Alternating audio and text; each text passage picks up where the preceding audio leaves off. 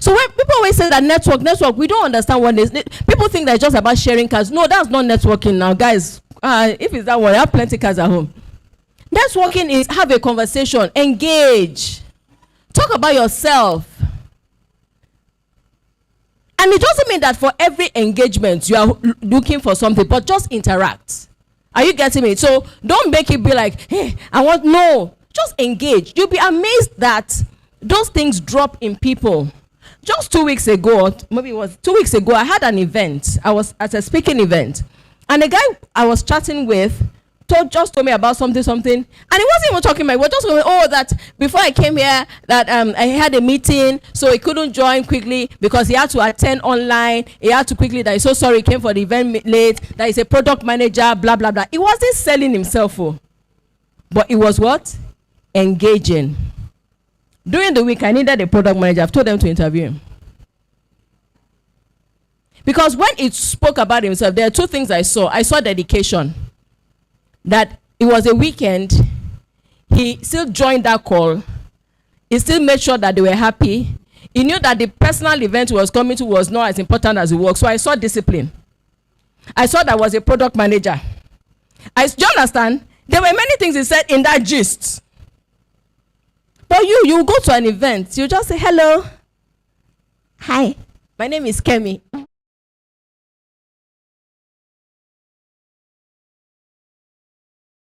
So when many times we hear of networking. Networking means engage, interact, talk about yourself, talk about what you do. You'll be amazed that those things are like seeds. Like, I'm not joking when I said I've not applied. They just call me. Somebody, in fact, sometimes it's somebody that will tell somebody and say that, in fact, there was one that I didn't take up the job, but if I call them today, they will still take me. They're still waiting for 1 year. They said everywhere they've gone to, everybody tells them that they should come and meet me. Are you getting? Make impact. You are working as an intern, you say, hey, it's only internship. They won't give me job. You're not making friends there. You're not making impact there. You don't know if that person that you are working with tomorrow will be in another company. The company may not have head count. It's not their fault. It's not their fault. But what they've done to you, they've deposited the seed in you. They've given you an opportunity. Leverage it. All right. Mentors. So personally, I'm not someone that I would say I've had mentors. So but it doesn't mean that you shouldn't have mentors. There are many people that's what works for them. So if you can have a mentor, pick up one. Do you know what mentors do for you? They help you sometimes to see your blind spots. So I remember when I was still working at MoneyGram, I was just getting into the executive role. And so it was mandatory for them to pair you up with leaders and have mentors. And I remember that was when one of my bosses said to me, he said, Kemi, you work so hard, but there's a time in your career that working hard alone doesn't matter. And it was his advice that actually helped me, and which I'm also sharing with you guys today. Mentors are usually good because they've gone ahead of you. They've gone through some of the things that you're trying to go through, and you will learn from them. So what mentorship does for you is that it helps you to leapfrog. You don't make the same mistakes that they have made. So in my office, I have a lot of people I mentor, and I see them leapfrogging and not making the same mistakes that I made many years ago. So yes, get mentors. I think they're also very good for you. Next slide, please. So we're at the end of it. So recap. So if there's anything I want you to leave and remember here today, so first is that tech isn't just coding. So when you hear tech, don't think that the person may not even know how to code for his life, so it's not coding. Second is that you have to discover your interest. You may not really know. It's okay not to know right now, but apply yourself, throw yourself into it, raise your hand at work. Ask if you have 2 more hours, you can ask that, can I do 2 hours in this department, just to at least learn and develop yourself. Number 3 is be an exceptional contributor. Don't just be average. Don't be average. Don't say that, I'm sure I'm doing the work. No. Have a personal goal to say, if they're going to remember somebody after I've left, let it be me. The boss that I worked with when I was NYC is the head of DPR or PPM, so one of those NMPC, whatever today. I got his phone number because then there was no phone anyway. So I got his phone number from someone and I called him out of the blues just to say, do you know what he said? He said, if I have my way, I will work with you again. I was 22. Make an impact. Don't just be a furniture in the department. Make an impact. Keep learning. Stay ahead. Learn. Don't waste your time. I'm not saying you shouldn't relax, but don't waste your time, all your years and time, just doing frivolous things.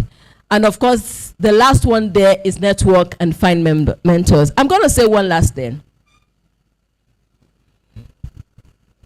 So I hear a lot around providence. And that's from the angle of sometimes you have the supernatural help in you. And I believe in it. I believe that when you work with God, it helps you. But one thing I also discovered about God only works with you when you're prepared. It doesn't work with lazy bones. It doesn't work with people that will not apply themselves. Or better said, God will not work with you if you will fall his hand. Thank you very much.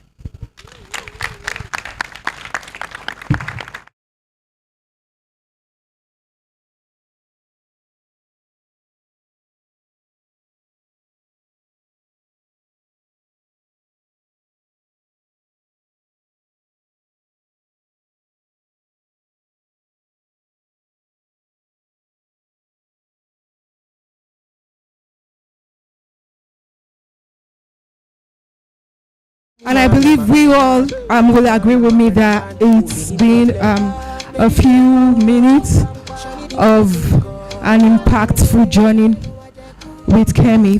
Kemi, thank you so much for taking us through your journey and letting us learn a lot. And I think a lot of us have learned a lot today. If you all will agree with me, thank you so much. We appreciate you. Thank you.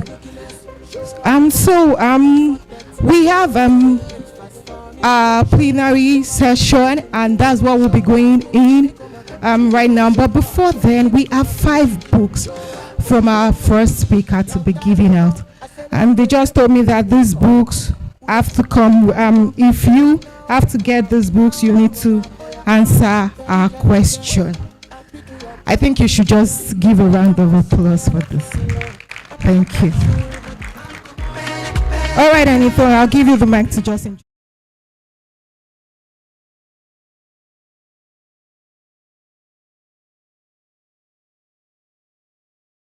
So our first speaker, Chidiogo, is gracing us with 5 free books. Are you happy? The title of the book is How Job Hunt to Dream Offer. From Job Hunt to Dream Offer. Again, the title of the book is From Job Hunt to Dream Offer, written by Chidiogo Agucha Ikenna. Please clap for her. So Elizabeth will be reading out 5 questions. Elizabeth will be reading out some questions, and those that get the answers correctly will be given a free book from Chidiogo. All right, thank you so much, Anita.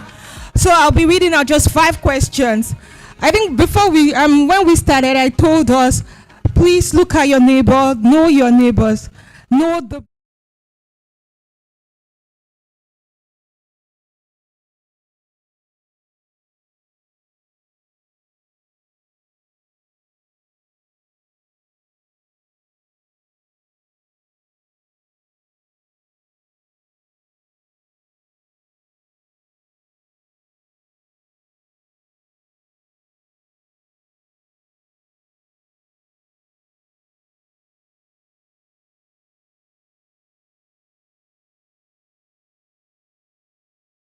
name of the first speaker.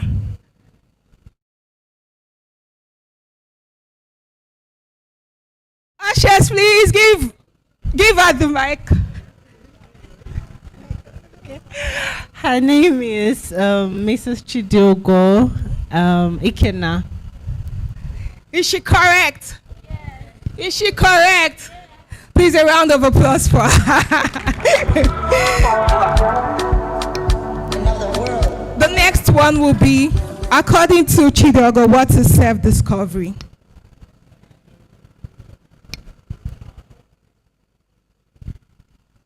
Anything, please, we have a winner already. Self-discovery is the process of understanding yourself, what drives you, and your values. Did we get that? Yes. Is she correct? Yes. Someone else, Chidiogo didn't just give us one answer. She gave us steps to this. So I need someone else to answer this, please. Not only this table, don't we have other people interacting?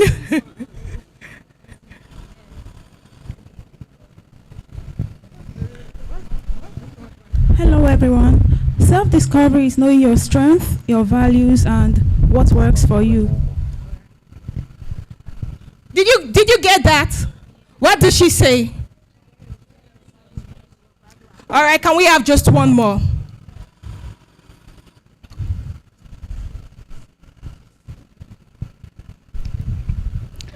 Self-discovery is about your smart goals, your passion, your core value, your strength, your weakness, and your personality. Last question. When Chidiogo was presenting, there was one word that stood out, and she said smart. And she asked a question. She said, "What is smart? What is smart?" I need just one.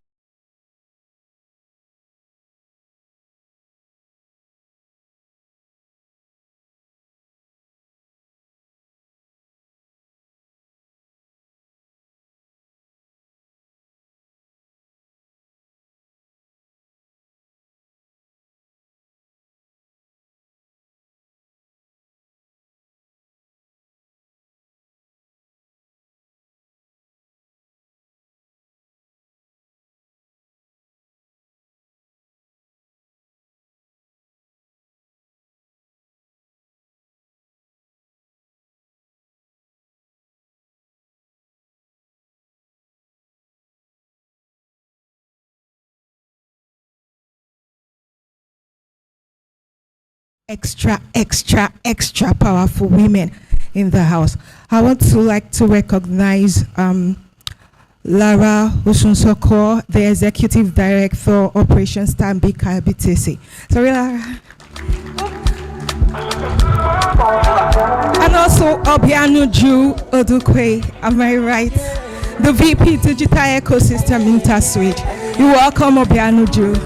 Thank you so much.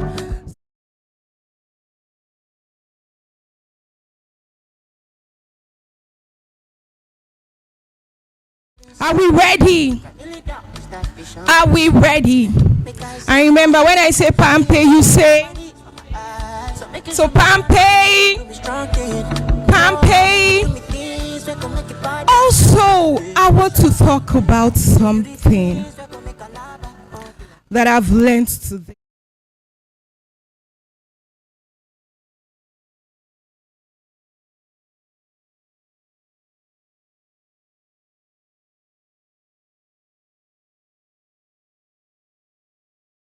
Think about the end goal. What is it that you want to achieve? That is one word Kemi dropped for us, and I want to challenge us today. In everything you do, always think about what's the end goal, because I think this is what will drive you to want to reach it, to want to attain anything you've set out to do. That being said, I want to call on Tokpe.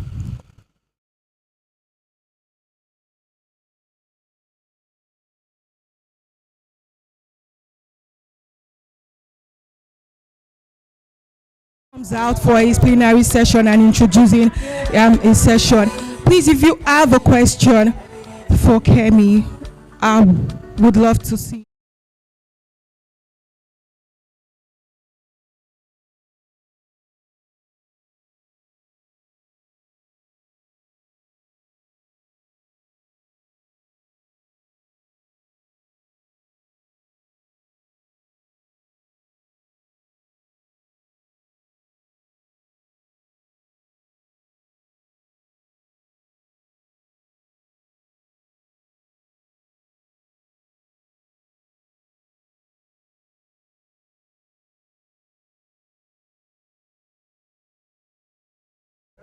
All right then, so let's make welcome Tope Alofe.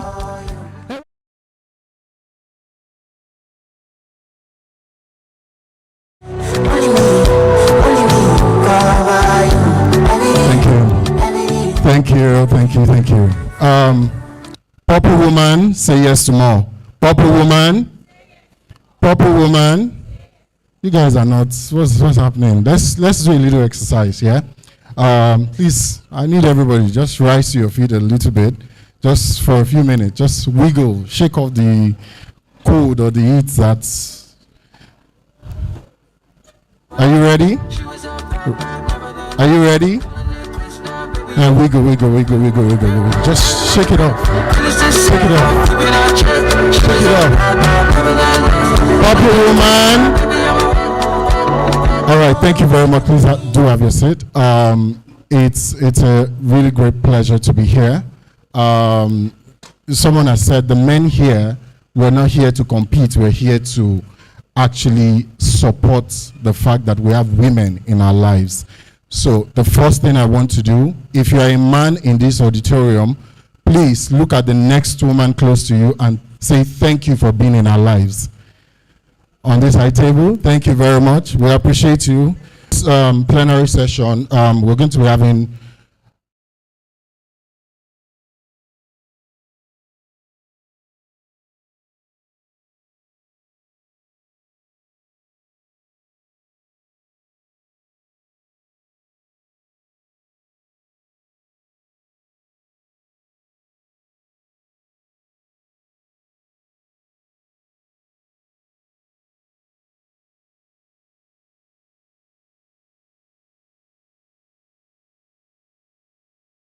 '80s, 1980s, people from 1990s, 2000, anybody from 1930s, 1950s?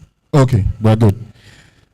Why I did that was to identify that we've come a long way in terms of innovation.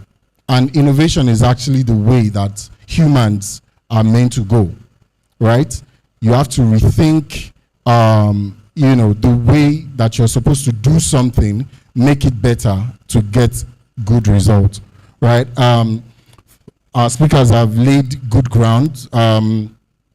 Chidioga has actually said something about you knowing yourself, understanding yourself and knowing the goals and setting goals for yourself and doing an evaluation. That's the ER that that lady wanted to talk about. So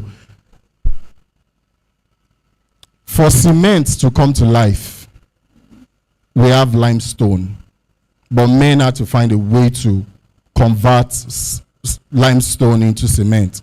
For you to get glass, you need to eat up sand to get glass, right? For fintech and innovation to actually come to life, we have learned from commercial banking. I used to work in a bank, and I know that some things that happened while I was at the bank, things have changed a long time. So to join me on this session, please, I'd like to welcome my first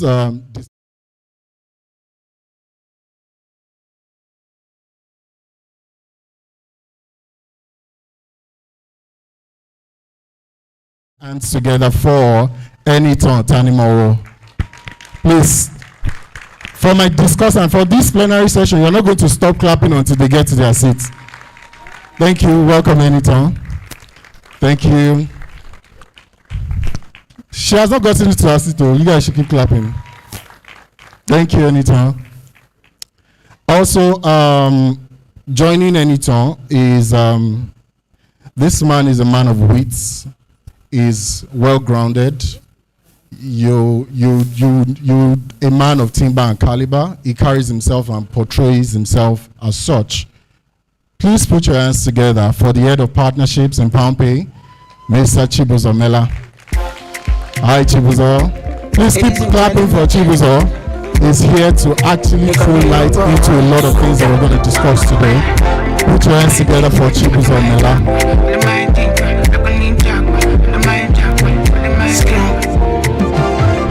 Welcome, Chibuzo. I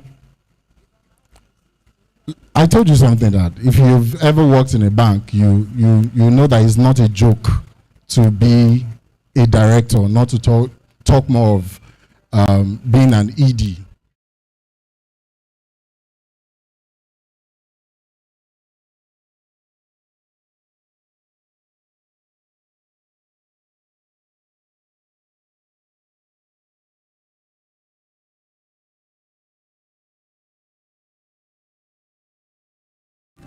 Keep clapping. If you don't clap, I will find you.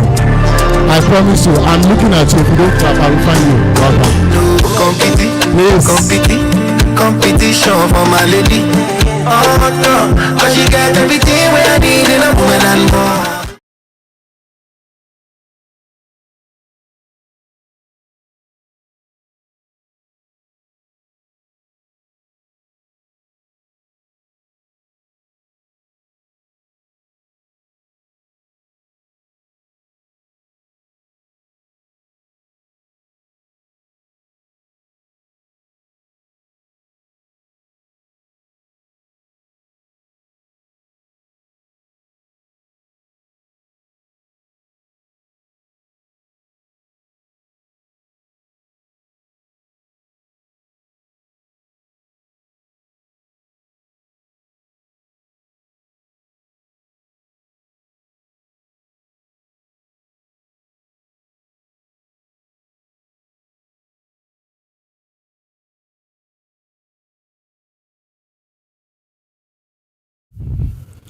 I said something about innovation when I came up stage. Innovation is actually the way of man. We've actually come far and wide.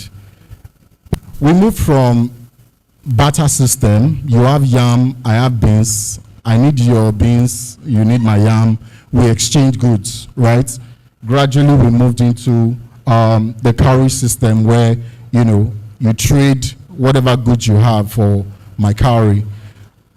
Then gradually paper money was introduced into the ecosystem of human transaction, right? So just let's talk about the fintech landscape generally. How has it?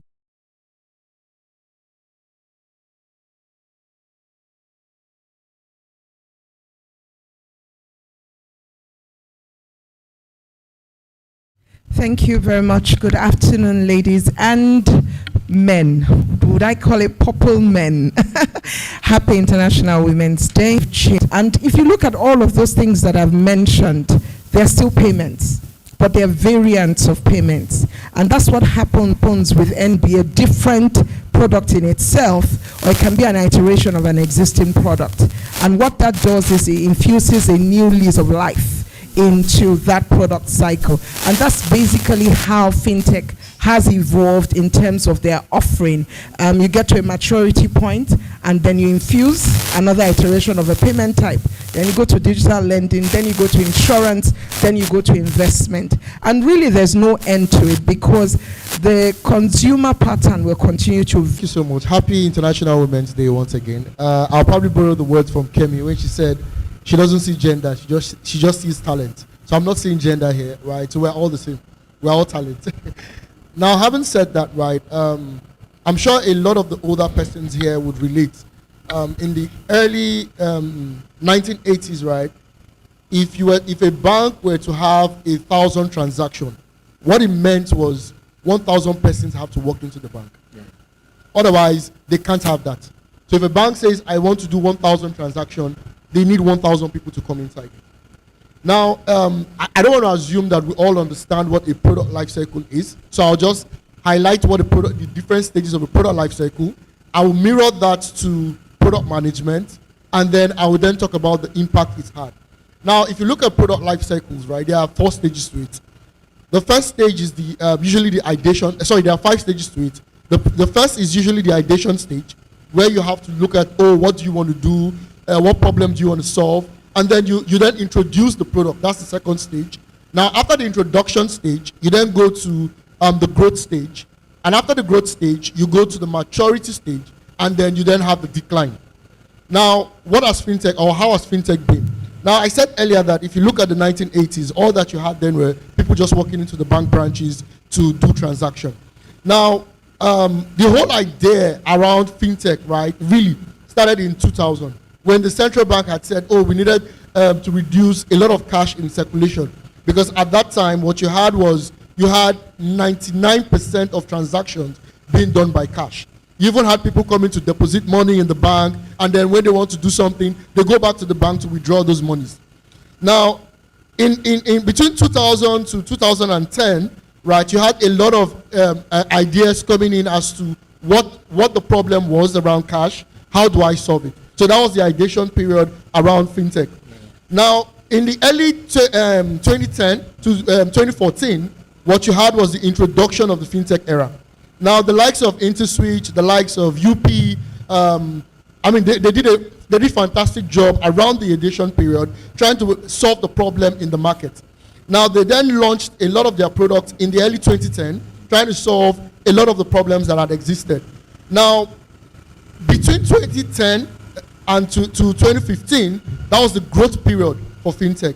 Now, what did you have then? You had a lot of fintechs coming to the market, Pagatech, Flutterwave, Paystack. A lot of them came into the market to launch innovative products, from e-commerce space to payment space to the basic mobile transaction that you see. QuickTeller came on board with bills payment, right?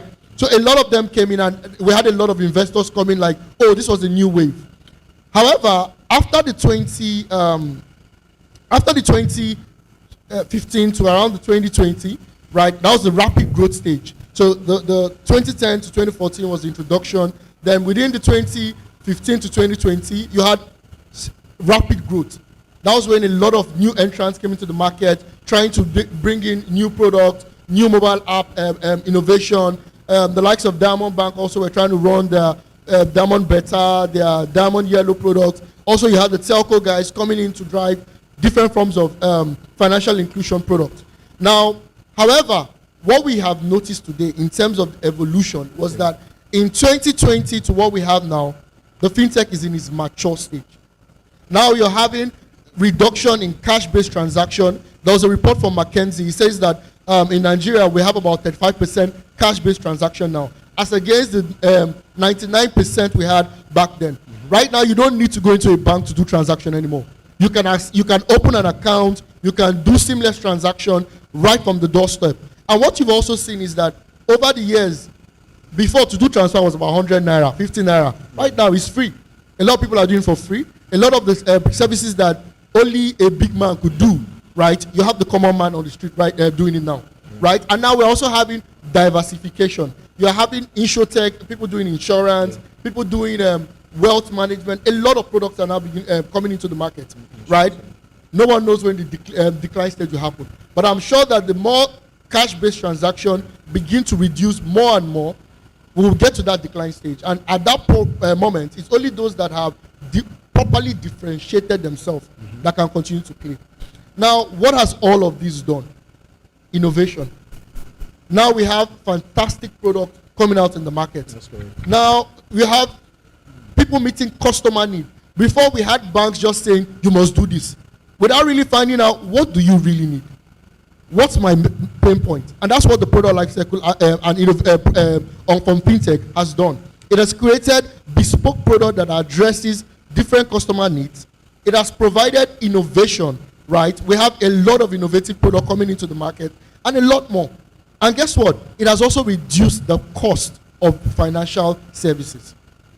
Today, everyone in the street, you go to Igoja. There was a time I went from Calabar to Igoja, you would see no bank. But right now, we have breached barriers. Right now, you can access financial products. You can open your bank account from Igoja, very far away where there are no banks. You can do transfers seamlessly. And that's all because of the evolution of fintech. And guess what? You will see more. Because as we go into the new year, we begin to see more of embedded finance, whereby from your WhatsApp, you are able to make payments without having to go to a mobile app or where you need to go to.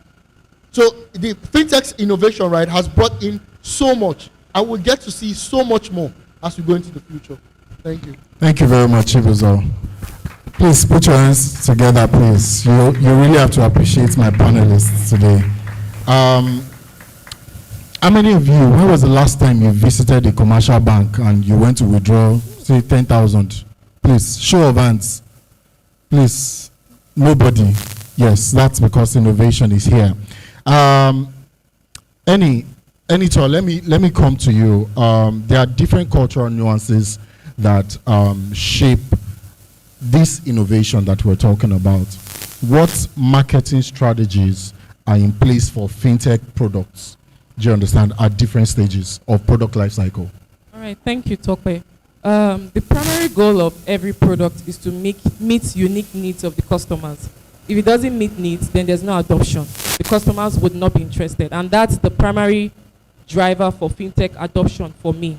Because you see, we're at a stage where there's more trust in the fintech product and more customers are onboarding, more customers are using, and they are seeing the seamless benefit of using fintech. I remember, was it last year?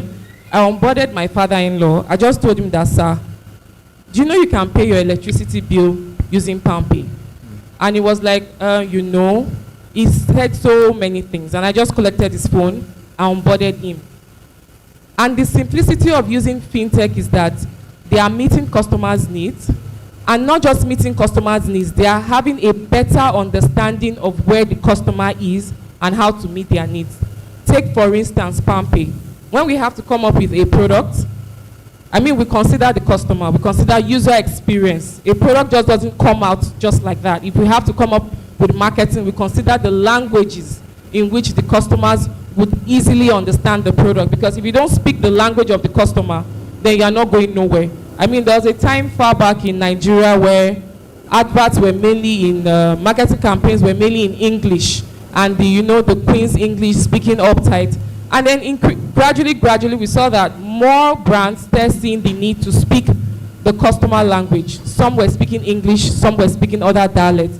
And why are they doing this? So that they can understand the customer, speak in a language in which the customer understands. So that's basically about creating campaigns for a product. You have to understand the background in which the customer is coming from. For instance, there's this Esusu culture where people gather money. What's the English for Esusu, please? Thrift. Thank you. And if a brand wants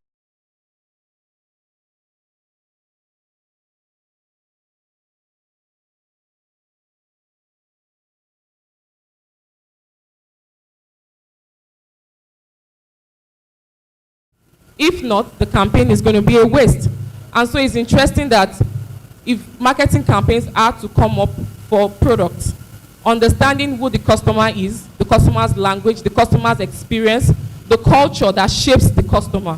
If you don't do all that, then your campaign is as good as a waste. Thank you. Thank you very much, Anito. Please put your hands together for Anito. Very important. You need to, and now I'm speaking as a product manager in PalmPay, you need to identify and be able to sell your market directly to a specific market, know who they are and how to solve their problems, right? Anito, thank you very much for that. Chibuzo, let me ask you, is it possible for you to walk us through how PalmPay as an organization identified gaps in the market regarding, from the ideation stage, what's the balance between that innovation and regulatory compliance? Okay, thanks a lot, Tokwe. Now, one thing we pride ourselves in PalmPay is that we're big in data, right? So at the ideation stage, what do? We put in a lot of market research. First, we don't just design products that we think the customer needs. Yeah. We put in a customer-centric design into whatever product that we design. Now, breaking down our English, there's no point using too much big English. So there's a lot of customer assessments, right, that we bring into bear. And this is born out of we interviewing customers real hand. What do you need? What do you require? So it's not a question of I am designing a product for you to buy. I am calling customers. We're having our foot soldiers go into the market. So if we want to design a product, for example, for the SMEs. We're going to find the SMEs. Who are the SMEs? Who are our target market? Right? We're interviewing them to find out what their real pain points are first. Now, after getting the pain points, the next part is we then do a competing analysis. So we're looking at, are there competing products to what the needs of this customer? Do we need to do something out of the box? So we look at what the customer has said. What are the competing products that could rival that product? Now, after doing that, we then do a market analysis. We need to know, in terms of our competitors, what are they doing differently? Now, why that is important is it gives us a sense of pricing. How do I want to price this? Now, by the time we have created all of these things, we then put in a lot of data. So from the competition analysis I have done, what are the competing products? We obtain data and we begin to analyze that data to see various patterns from a customer standpoint. Now, after we've done this, we then go into prototyping and then launch a product first. Now, from that product, we are also learning. We are seeing where should we tweak, where should we change. However, in the base on all of this is regulatory compliance. So what we've done is we've adopted a compliance first approach. So yes, I have interviewed the customers, right? I have seen what their need is. I have identified a possible partner I need to integrate with. The next part is I go back to compliance and to legal. What is the compliance? What does our license, what does CBN have to say about this? Now, because we have provided that at the beginning, it helps us to, by the time we are done with the product and we've launched the product, we are launching a product that complies to central bank and complies to what the regulation says around the product. Now, even with our partners, what we co-create is we need to know from their compliance standpoint what this product we are thinking about, does it comply with your own license as well? Now, when we've addressed all of this, we look at the legal aspect as well. Hope we are covered, and that's where we go into NDA signing, SLA signing, before we then launch the product.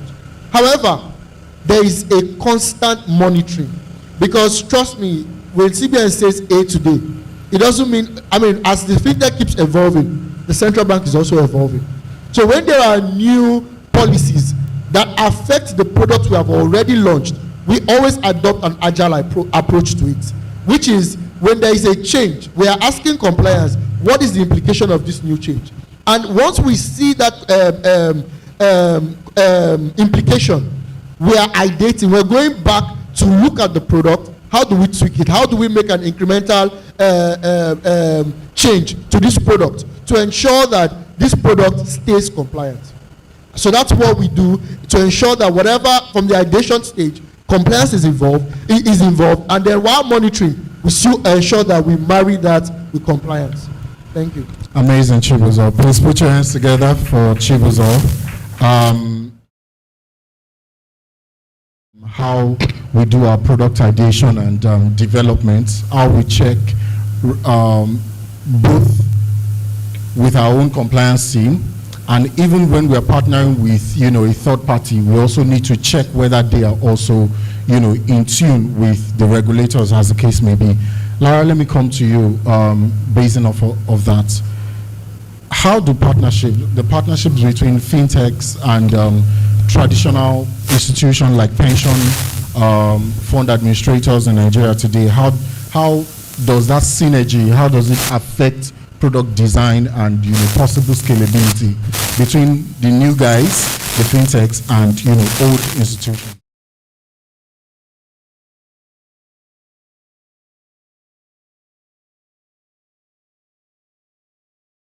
What is happening in that space? Pension used to be known for the aged and the old.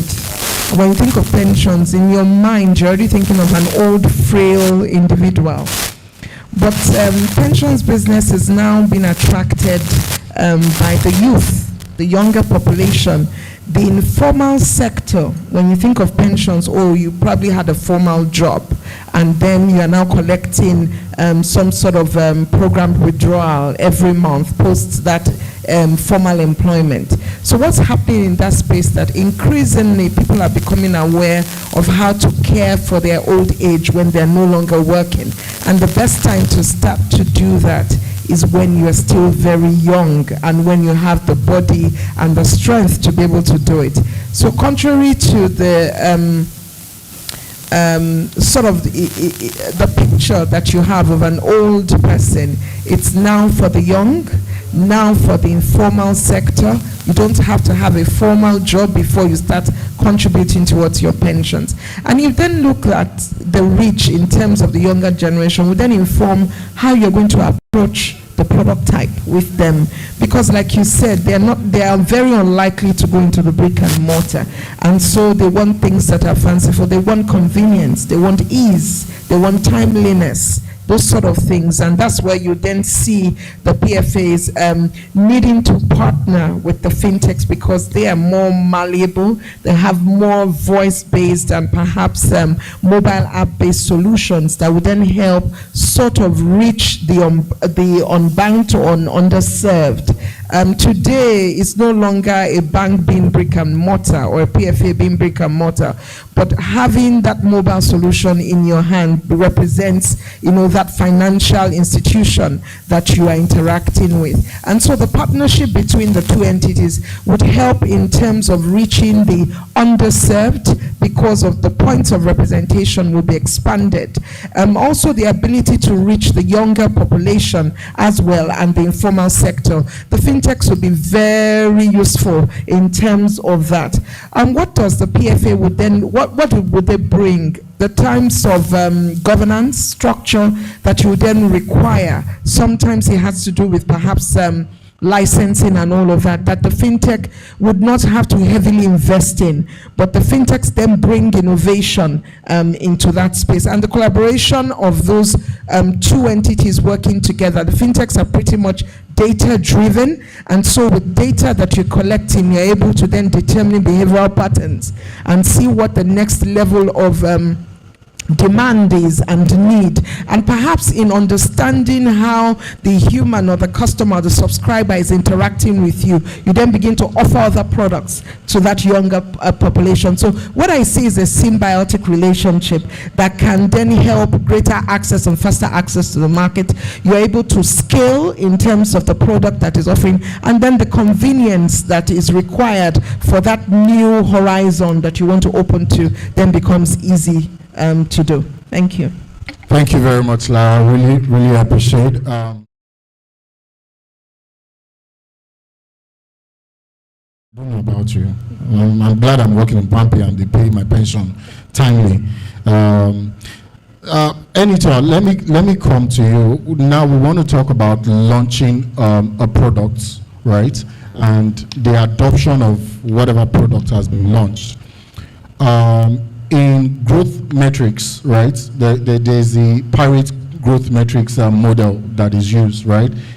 Acquisition, activation, retention, referral, and revenue. So let's look at how do you do, what campaign have you successfully driven, right, for the adoption of fintech products among women and rural community area for financial inclusion sake?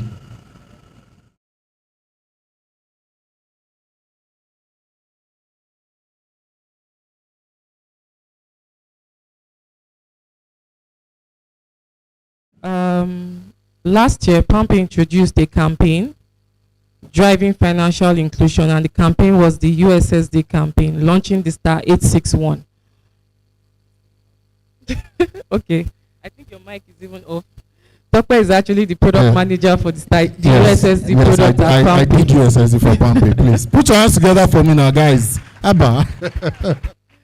Okay, so last year when we had to launch the star 861 or the USSD campaign, we had to do a lot of background research, and Tope and I sat down with the entire marketing team looking at how best can we communicate this message to everyone. Now you talked about the women, but we went far beyond just the women. We went across Nigeria looking at the geopolitical zones. So what we did was we came up with a campaign trying to understand the customer's pattern, the customer's lifestyle, how they naturally interact with their phones, how they pay bills, how they do every other thing.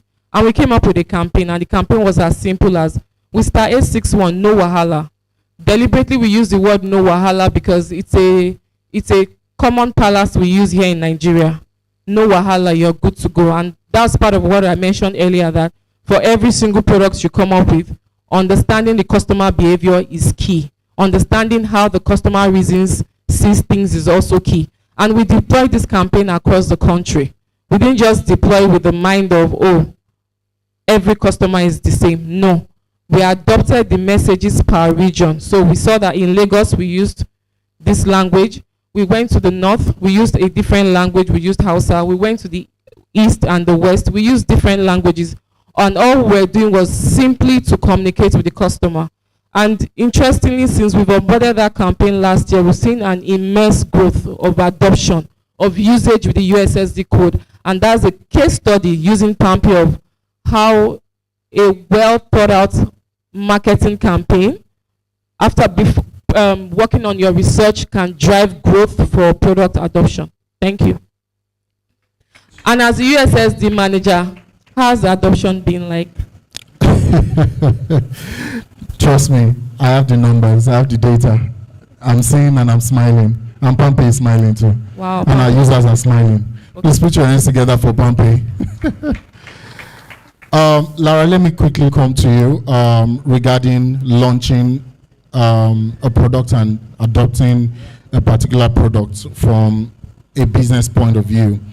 There are definitely challenges, barriers that exist, between fintechs and, you say we should not call you traditional institution anymore. So gaining user trust is very important in digital adoption. So for digital pension products, how do you address those challenges? How do you address the barriers that exist, for, how do you penetrate the market for, for young people to even say, oh, they want to save? Some people don't even care that their pensions are being, they don't want to get their salary. There are digital nomads everywhere, but then they also want to, put in effort into contributing towards pension. How do you break into that barrier? Thank you very much. And I think Anita sort of touched on it twice in her conversation. The first one was a conversation with her father, if you remember, and said, can you imagine that I can pay utility bill on this app? And then he probably maybe looked at her in a funny way, like, really? And then she was able to demonstrate it. That's how trust is built, and that's how barriers are taken away. Face-to-face interaction. Then she talked about the local languages, remember, in interacting with people. And I'll tell you a little story. I was in Bauchi a couple of years ago, and I desperately wanted to eat amala. And then they described a woman, I would never forget her name, they called her Iyaoyo, and I was wondering what Iyaoyo was doing in Bauchi. But as soon as I approached her, I don't know the last time she saw a Yoruba girl. She was so excited. I think that what she served me was not what I paid for. But because she could associate with someone who was from her tribe and we could speak the same language, I realized that her intonation was slightly different because she had been in the north for a very long time. But she could speak it, and I was very excited because I knew I was going to get the real amala. Now, what am I talking about?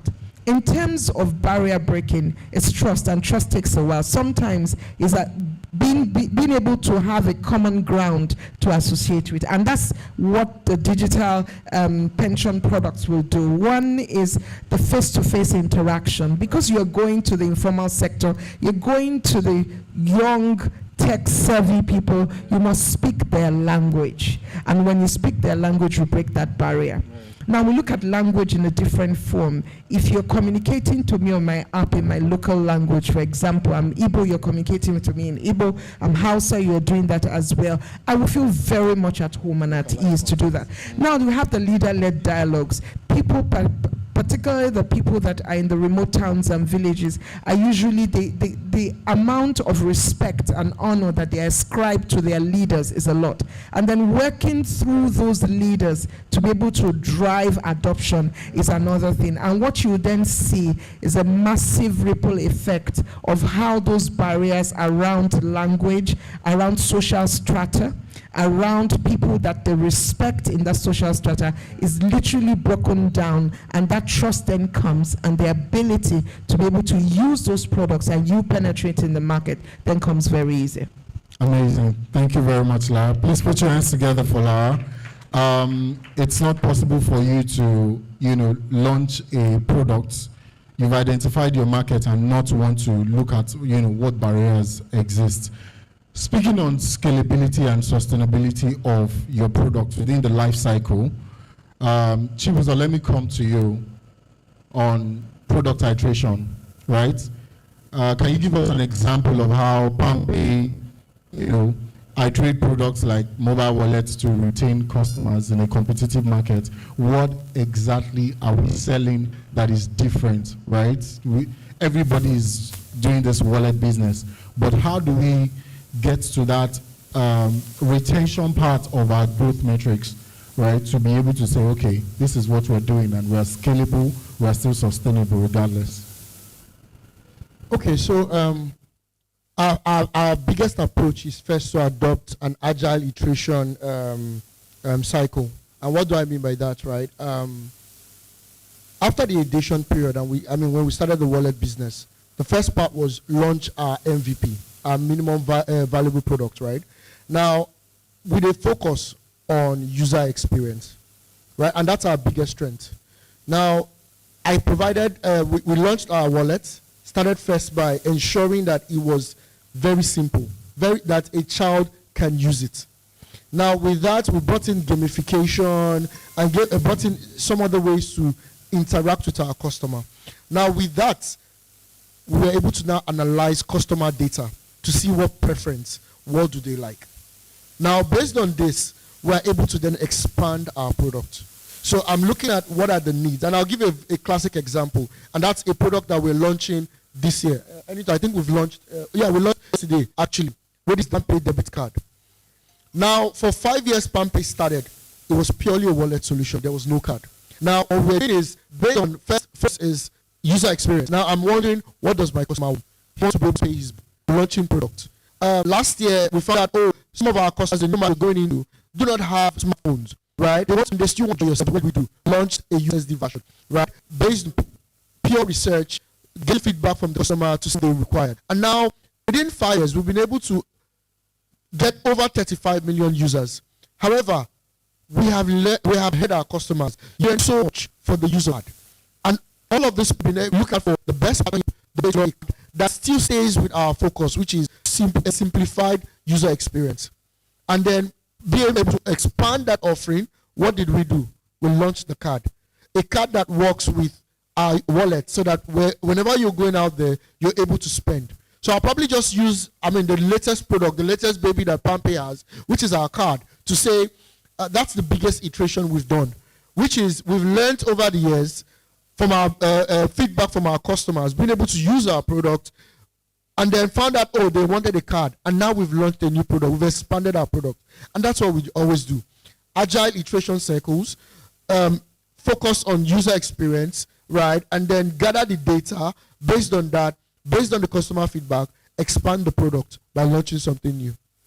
Amazing. Put your hands together for PalmPay. Put your hands together for Chibuzo. Please put your hands together for PalmPay. It's just 5 years in Nigeria, and we've achieved so much. Over 35 million users that we have in our books. Lara, let me come to you very quickly. The ecosystem changes. We have a lot of government policies. We have infrastructural challenges in Nigeria. What strategies do you think that fintech companies and solutions need to adopt to remain sustainable amid that all infrastructural challenge? Yeah. Thank you very much. We just to backtrack a bit, sort of challenges that fintechs have. It's poor internet, power stability, struggle with a lot, and then limited digital literacy on how to navigate and use the app can hinder fintech adoption. And one of the things that will guarantee sustainability is that the product solution meets the needs of the target customer. So you have to ensure that that product meets the target, the target audience. And because of the, I will not call it brain drain, because sometimes individuals are physically brought into the country. the brain's been drained out somewhere else with motorcade. One of the strategies that you can to make sustainable is to do hackathon type of events where you continuously backfill. Because again, we say population usually want to do 5, they want to 5 jobs in home. And what you then see is, yes, there's an intelligence drain. The physical body is here, they're not useful for the economy they're residing in. So the type of event would need to backfill. The company also has to invest heavily in research and development, very important. I visited a country location last year.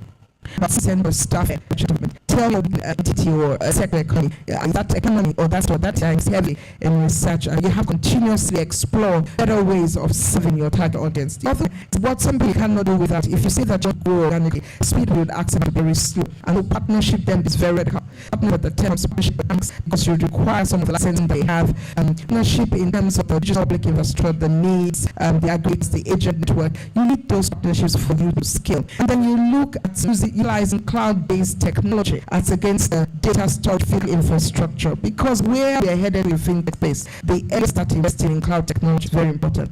And the learning technology is an offline solution. Why? Because a large portion of the unserved that should be captured through the offline model. This is just about the success rate, because we have up to 40% of an unbanked or underserved population in Nigeria. We want to capture. Did I say that you're already, thinking in the right direction for putting? And the regulatory advocacy is very important to require it. You need to be able to also localize your content. So even though you aspire to be international, but in the places where you represent your domicile, there must be a local content. And then you have innovating models. Venture capitalists would require innovations. You see a lot of, and I haven't a chat with Ekem a few minutes ago before we came up stage, how the maturity levels of the startups is coming. They get to the boom, and then a couple of years, and they're gone. That's because the without is required to be able to say that someone is not there. So those sort of things in terms of strategies that you should be looking at be very helpful for the fintech landscape. Thank you very much, La. Really appreciate your response. At the beginning of this program, the Chief Marketing Officer of PalmPayapp mentioned the fact you're selecting 10 individuals and ladies from this period, this masterclass, who are to be interning in the performance as I think that deserves a round of applause in line with La said concerning hackathon. So let's talk about opportunities. Anytime there are challenges with regulators. Say come tomorrow and say this is what they want, this is how they want to run based on the license that you have. For PalmPay, what unique challenges with regulators and can we call out, make things easy for us and probably officers, in area? Thank you, Toke. So I had a conversation and I said regulation is not a being itself, because there's a problem that is where no law, there is no. Yes, thank you. Where there's no law, there's no sin. And the purpose of regulation, because I look at it, is the fact that regulation is good for the consumer, that's you and it. Regulation is good for the regulator. Can I use it as the company? And regulation is also good for the regulator. So that when cases happen, you have a book fall back on. See that this is a rule, this is a policy, this is social. And to choose to mention something earlier that change is constant. And in a public sector, you move here today, you have to back here. And I'll take you back to December 2023 when the KYC was introduced. If you remember, the purpose of fintech is to grow financial inclusion, to bring the unbanked into a circle of banks, right? And so you have more and more users put on board easy without any KYC, just your bank account. But at that point, the regulators say that we need to change this policy.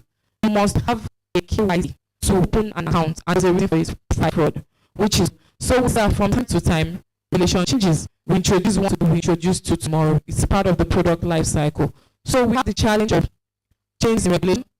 Some states unstable, but the product life cycle quickly, and it's a good one. So when we receive such changes, what we have to do is to go back to the blueprint, how to adjust it, because like at the beginning of my question, regulation is good for everyone at the table, every stakeholder. So every business has to work in that direction. And how do we partner them? You relate with them. I mean, CBN did a relation last year about before you have every account, every business account must have CC registration in the account. It's good. So even they said no, this is time frame. You feel of fintech leaders went back to media is like, can we extend the time frame? And so regulation is good for everyone. Let me even add to that, right? Just speak about perspective from the global fintech perspective. So first to understand why regulation is there. So why you can get money from investors and you drive your technology, you want to get the land right. A lot of things exist. The first is to bring money to you. There's also you in predicting which amount loans, and get what if the person pay you back. This is the deposit fund, and then the system is this. Another one is the power. So a lot of the as we continue to change, as preference continue to change, as customers need continue to change, right? The same technology. And as the different fintechs continue their various iteration to change new products, right? the regulators also evolve. And so, instead of consumer protection, cyber data protection, because as long as change, we need to need to reduce the ultimate consumer. Because what happens if the refuses to pay for the consumer? When depositors don't trust the banks or the fintech anymore, don't bring their deposit, who suffers? The person lending. He cannot, he has to do business. So they just to ensure that consumer protected. And so why they evolve when new trends. The next is cyber security. Because we continue to learn and adopt new dimension. Guess what? That's sleep. And regulators and government, they need to adapt to what the new trends are seeing. And they need to ensure there's a minimum so that they can protect the system. And that's why you have new regulations. Right? And lastly, it's a part of that protection. I need to, more collaborations will happen, more partnerships will happen. How do we protect the use of that data you have given? Remember, it's not about building trust. The customer has given you data. How to make use of it? How to end to use data if you use it? Now, what other fintechs have so done is as the regulations change, right? How you tweak your product. In some cases, right, the regulation will also compete for that product. A lot of them have done is to bring to adopt methods. And what it does, it's allowed a new method. That's what bringing to understand regulators are not helping with us. They ensure that the ecosystem is. Very true. Thank you very much. May I implement something as well, and to build capacity for the regulators. Sometimes the regulators need to know what we're doing, how we're doing it, and why we're doing it. If you're able to answer those questions for regulators, and the only way to do it is to bring them on and then build capacity and knowledge around the regulator, that when you're going into new terrain, blue ocean, and stand what, stand how, you understand why. Amazing. Thank you very much.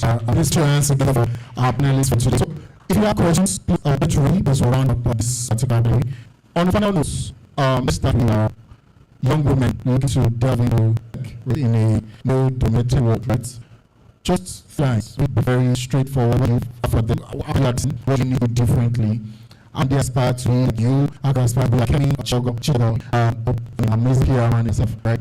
First is to say that no, Kemi something I don't see them and very important. The moment you have to understanding and mindset, there's absolutely nothing you want to achieve, even as a female, and whatever you male is you equal to that. I think that for me is capturing them very young interest in STEM education very important. First of all, of how to partner. The other thing I'm going to do now is something to develop into solutions that are women led, support women led. It helps everyone in the rural area. What need is to it. What they need is just mentoring and that, particularly for knowing the nuances around us. And then you to then have those solutions or support the women.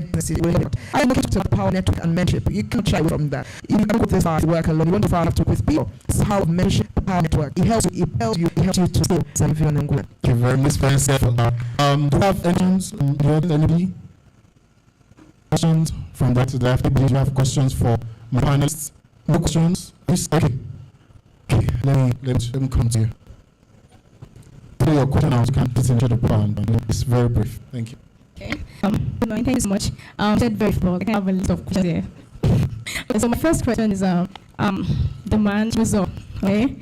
You said those of said you're just launching the AdSense and so ask what take does it take that long? Because so probably how much of a card because you it's gets outdated or you should take that long because of flex. So it's focus here the set to first start the way you can say ahead this debate and then is Mr. Fintech, especially the headers, the money. I'm talking about myself, but at times I want to collect lots of money. If I for the wrong, I'm like, I can work in. Okay, the money don't know. So is there telling people actually can kill your money and your money is going to woman I want to buy in the market. Because we tell them they tell this my so is we are there the fake is trying to reach those people. Then to assure me by Muslim. And then the other one is I'm one aware because I think it's Spain. So it was other battle. Since this thing which you can totally tell me sir. So is there a way that where we can just see money on they will start using art and close banks. What happened? All banks, but what is trying to do better in this area, I think so. Thank you. Thank you very much. What's your name? So, and I was going to call. Why did we card? Now, it's very important that we go find what customer wants. Just the question of I can have be like everybody being at. So one of our objections campaign is in data, right? Now, in 2020 when we said zero customers without that, and we grew 25 million card. What I tell you is we build a payment ecosystem that customers love it. We're fine to do it without card. And that's important. If we had our card, took a huge amount of working at the city, we probably be in bill now. Because you have limited customers, high cost, and then you're just fighting to cover the initial cost. And then the cost you. So we have very big 3 years card. We're fine because able free transfers. The fine was they could do donation post transfer to their the agent so back the shop. In product management, I design a product for the customer. Or I design a product the customer needs. Who would you want? So the caller has not spoken. Why are you giving you to allow? You have to right? The child says, I don't want it. No matter what you do, he wants it. You can beat him, he will cry, he doesn't want it. So that is all if you That's what we're trying to avoid. We don't throw in this. We need customers to say, I want to take 5 years, 55 million. We don't need them. Customers say, I want. So we are going to launch over 5 new ads in this because the customers need it. Secondly, in terms of the second question you have about cybersecurity, what we do. Also, talk about trust. Now, we have said in the agencies, if you have to do 1,000, near 1,000 people, this was very expensive. It's an area of people. Then we to do only to in the 1,000 bread. You need to employ a sound that they need to use. You need to line up a very long queue if you do that. You find a branch in there for you to establish a branch. Grip star access. This was a big problem. Now, I understand when you say there's a problem of trust. Guess what? In a very post-COVID era, people need to start making payments, cashless payments. That's when the fintech industry enters trust. They look for technology address contactless payments. Now, when CBN last during the election period had said, "Oh, cashless, I'm not going to use cash," a lot of people realized that I don't use the word banks. I'll say they noticed then that the financial ecosystem had problems with it. That's what the tech addressed. You can transfer and pay. It's not the PalmPayapp. Please don't. And pay up the next week. You don't need to send something to hope that when you pay, you will get you are guaranteed your token. And if you do a transfer, it's either if you are reformed the FS or no success. So you can put a lot of money behind it to give trust. Listen, trust is branches. Because the bank has sold that. This is cost effective. You have to invest. You need to be back. So you need to go down on your cost. And sit down your and you invest effectively.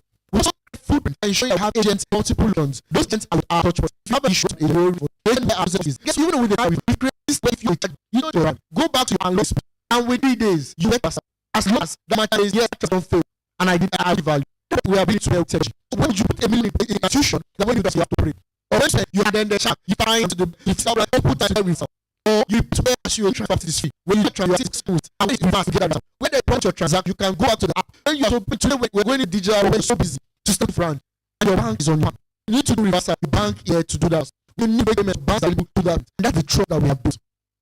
And last about cybersecurity, trust me, it's and that's why we're working with regulation, we're working with the law enforcement, because new trends keep coming up. And that's why we've built an interface where if you have a complaint, you can complain first on the app without necessarily for where we are. We're still innovating around it. For we've built in fraud detection system. We've built in AI that monitors how you transact. We've built in liveness check so that I don't. Today if you need to register, all you need to do is I will tell you to on your video, open your mouth, turn your head to be sure that you are present. And where I see a funny transaction that you've not been doing before, I want that liveliness check to see your face again, to be sure that there is no gun pointed on your head for you to complete that transaction. And those are some of the innovation that the fintech is bringing to also ensure that in terms of fraud, you are safe when you need to do transactions. Amazing, amazing. Kola, I think you should stand up to clap pumping. Thank you very much. Do we have any other question? Any other person? Please can you come out or me up for very quickly a question. Anything about question, please. Okay, questions. Very fast one. Everyone, to